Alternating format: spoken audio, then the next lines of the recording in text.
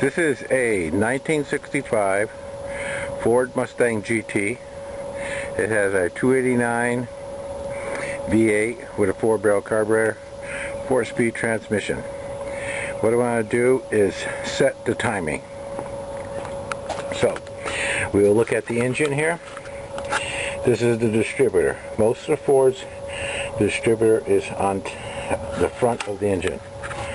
Okay, so what we have to do is, this is the bolt right here, loosen that bolt and we're able to turn the distributor to advance it or retard it. Alright, so what I always refer to is my old Motors repair manual. This is 1970, $2.25, and it has Chevy in there, and here's Ford Mustang. So section 2. So we'll go to section 2, and what we're looking at here is the tune-up specifications. So it's got the year, the engine, spark plugs, distributor. That is the firing order. Here's what we want. Ignition timing. Before top dead center. Mark. Okay. So, we will go to 1965. It says 289. There's a spark plug. BF42. And then the gap is 0.034. Here's the point gap and dwell. Point gap is 0.17. The dwell is 2631. And firing order is N. Okay, and what do we have here? Before top dead center. 6 degrees before top dead center. It says figure K. Okay, so let's look at some of these other ones here. Let's see, this is a 6-cylinder. That's not what we want. Let's see. N was the firing order. Okay, so it turns counterclockwise, and number 1 on the passenger side. And then here is K. Here is top dead center. And it says 3, 6, 9, 12. Okay, so we need to find the vibration damper. Find these markers first. So let's go and do that right now. Here's the vibration damper right here. Here's one of the marks right here. That's our guide mark. Okay, so now we got to look for marks on this vibration damper. I don't see any, but that don't mean anything. Oh, whoa. Lucky me. Lucky me. Okay, I moved it just a touch.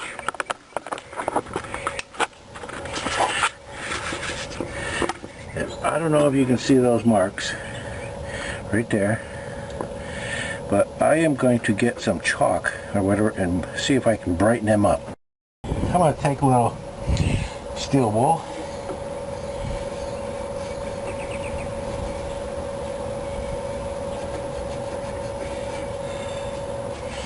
I'll wipe it down with this rag.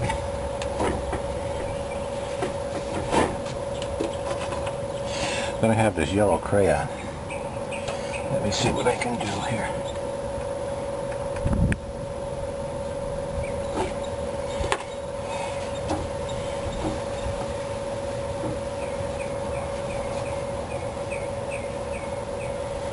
Okay. It's a little better. If you look right there, you can see. So that says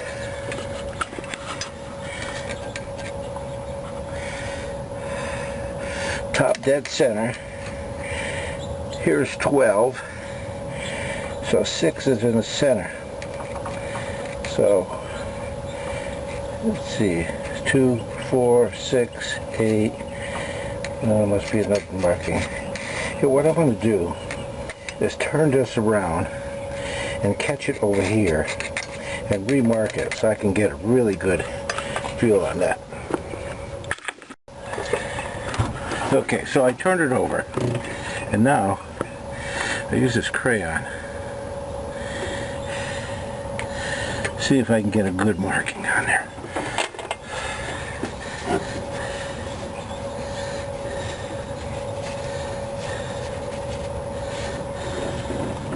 Okay, well, okay, so I'm not happy with that. I don't want that. So what I'm going to do here is I bought this, I got it at the dollar store or something like that for a couple bucks. It's nail polish white. So I'm going to take a drop of this.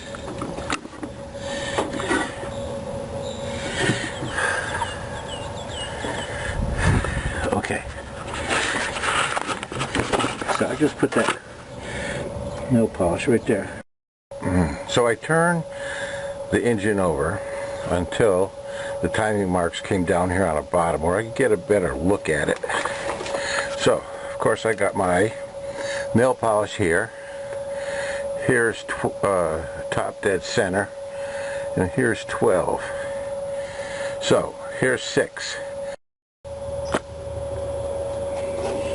Now, I want to figure out where everything is.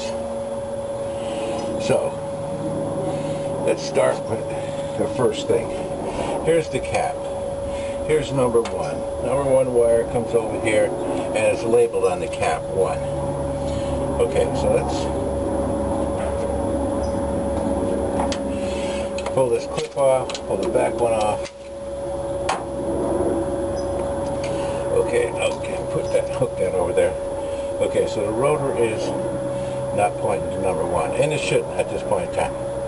Okay, so the other thing that I'm going to do is I'm going to pull that number 1 spark plug out. I want to see what's going on over there too. Let me yank this wire.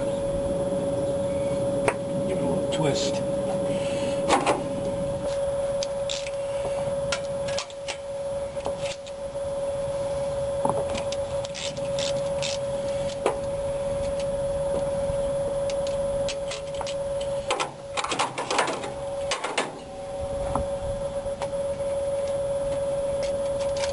Okay, here comes the spark plug. Oh boy, brand new.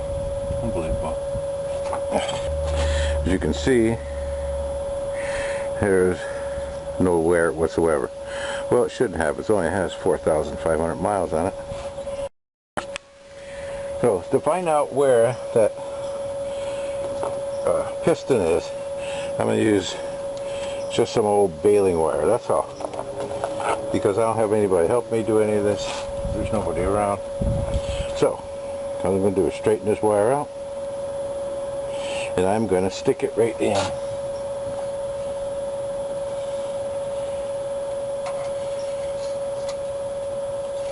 Okay, but I'm going to mark it first.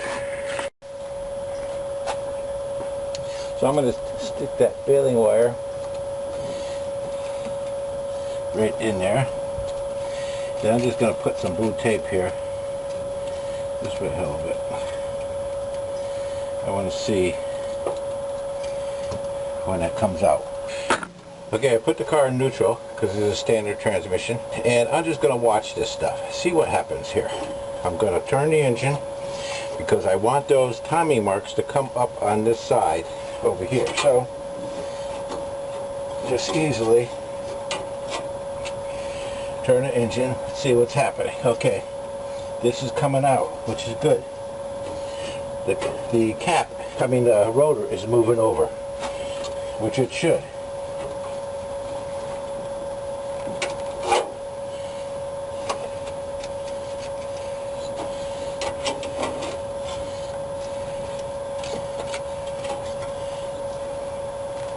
Now, this is all the way up. You can see how far it moved.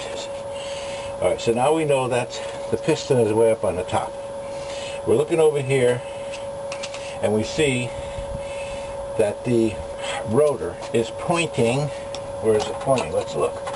100%. Here's number one, right here.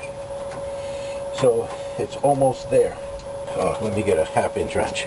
So there's this little bolt here that holds the distributor down. So let's just move this back and forth a little bit, see what happens.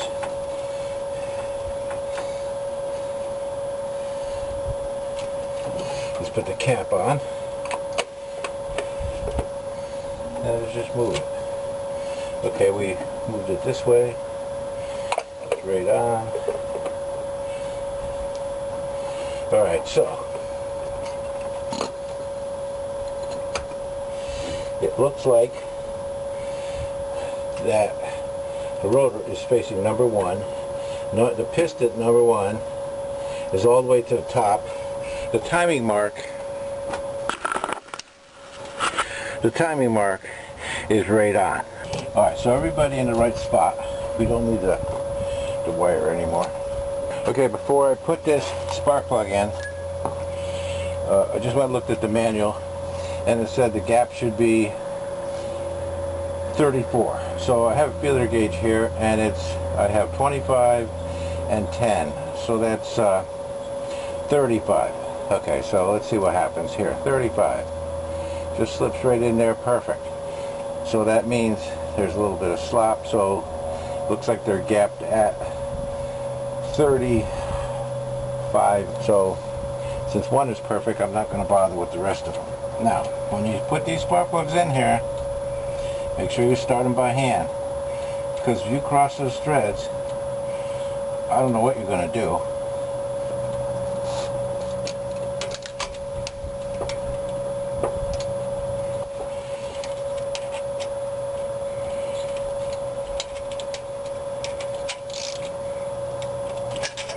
Okay, that's that. Put the plug back in.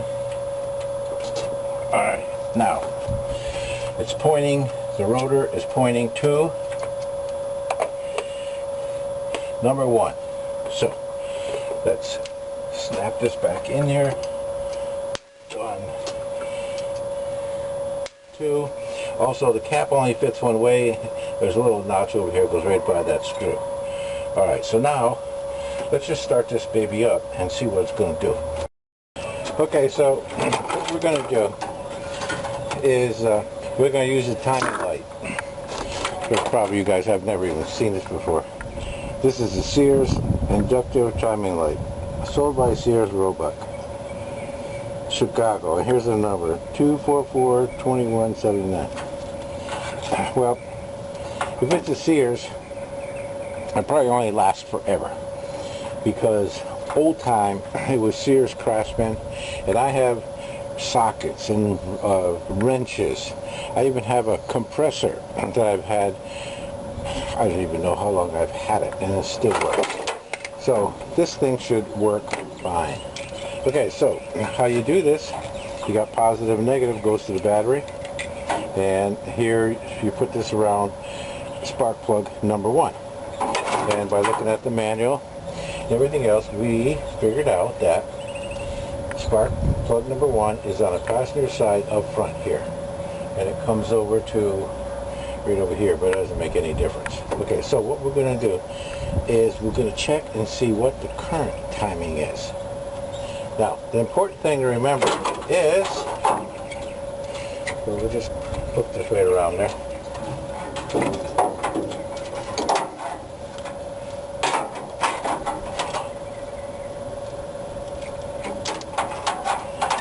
So positive and negative. Put the positive on first. I always just do it out of habit. Okay. The most important thing here is it's got a fan. And if you catch this wire on that fan,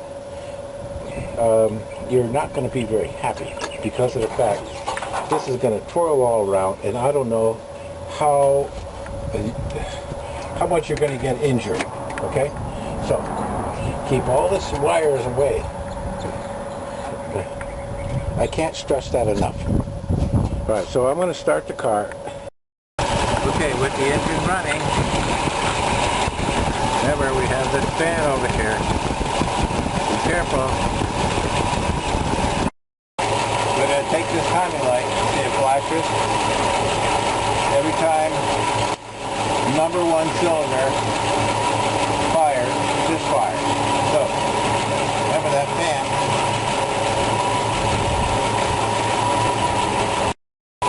Here's my timing light.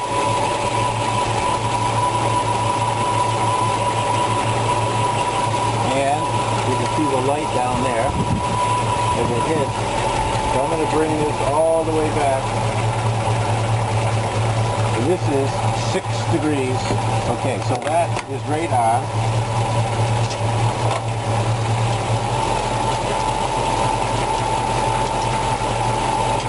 Now let's look again.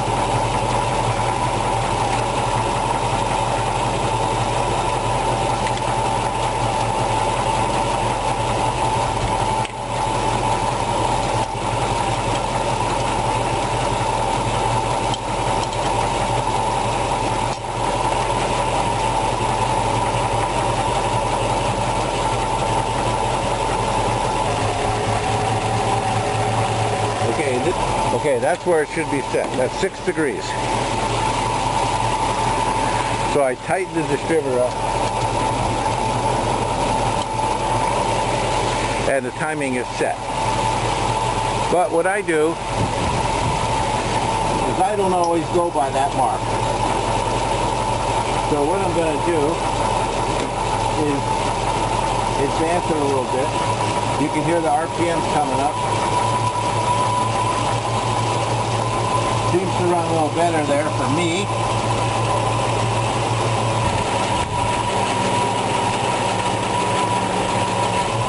So this is about 12 degrees before top dead center. So what I